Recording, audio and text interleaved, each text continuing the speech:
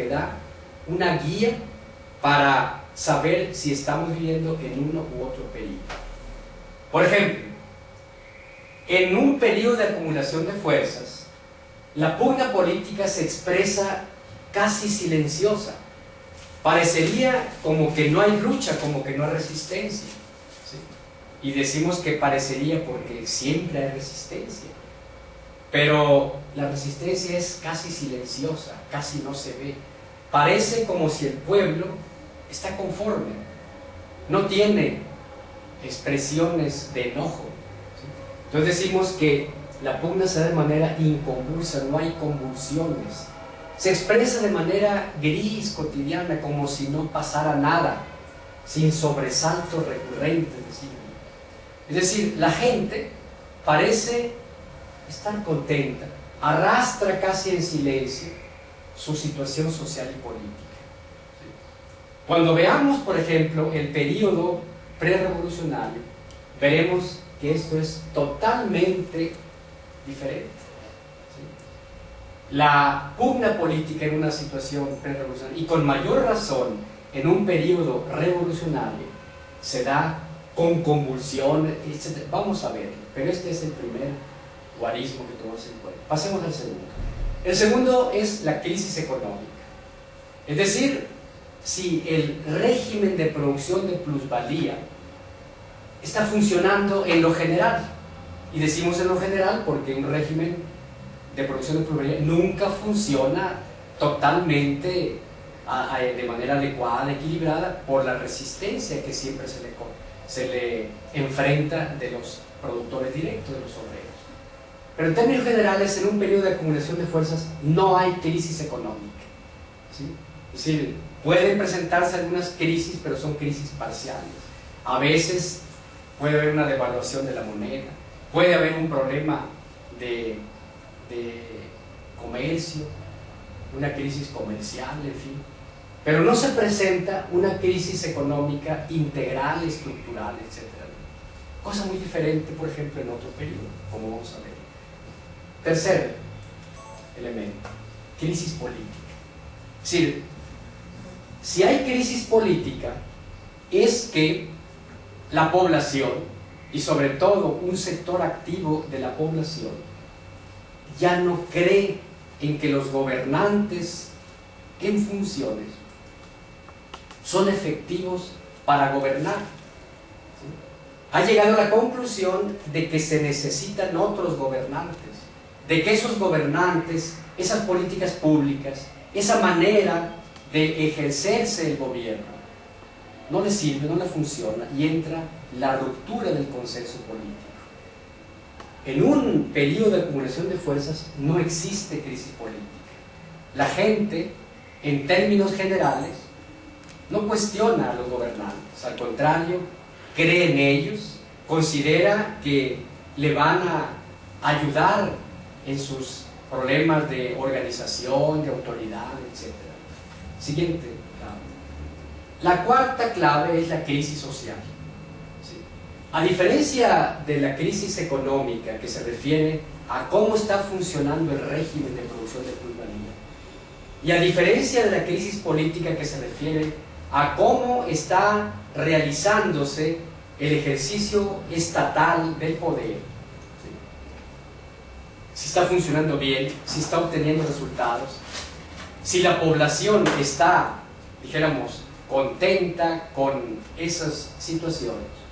La crisis social se refiere así, es decir, hay una crisis social cuando la población ya no cree en que el equipo dominante y el equipo que está en el gobierno le van a satisfacer sus necesidades de tipo social, como son vivienda, trabajo, salud, educación, servicios públicos, le van a dar garantías en su vejez, etcétera, etcétera.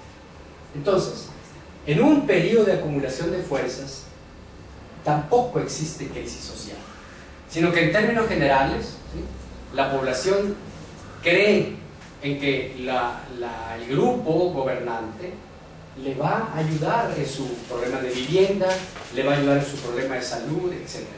Siguiente elemento. El quinto elemento le llamamos posiciones e intereses de las fuerzas en público. En un periodo de acumulación de fuerzas, las fuerzas se expresan parcializadas, divididas, operan sectorialmente en función no de intereses generales antisistémicos, sino en función de intereses parciales, estrechos, de oficio, dice Lenin. Es decir, el sector ferrocarrilero plantea las demandas de los ferrocarrileros y no se mete para ver las demandas de los campesinos, de los electricistas, los telefonistas y así. Son esfuerzos aislados del conjunto.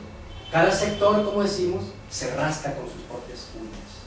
No así en un periodo revolucionario o pre-revolucionario. Siguiente. El sexto elemento le llamamos política de alianzas, es decir, acuerdos, concertaciones entre distintas clases o fuerzas sociales políticas para emprender una acción común. En el periodo de acumulación de fuerzas, solo en teoría se plantea el problema de las alianzas. Son los revolucionarios los que hablan de la alianza obrero-campesina, alianza campesino-obrero-estudiantil, popular, pero eso es pura teoría. En los periódicos aparece esa necesidad, pero las masas no ven esa necesidad de aliarse con otros sectores. Cada quien está en su sectorcito, en su nicho, y no hay realmente una práctica de establecimiento de alianzas. Siguiente. El séptimo se refiere a las alternativas. Si se visualizan las alternativas, si se vislumbran alguna alternativa de solución, en qué tiempos, con qué ritmos, qué hacer.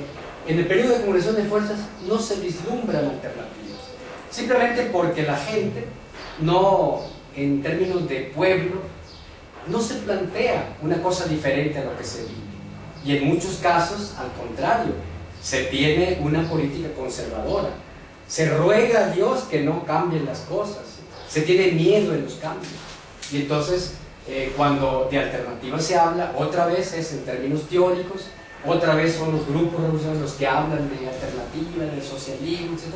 Pero el pueblo en su conjunto no está en esa tónica. Siguiente. La octava clave es las predicciones políticas. Es decir, si es posible entrever más o menos, ¿sí?, que puede darse un desarrollo así, que en determinado año incluso electoral puede haber tal cambio.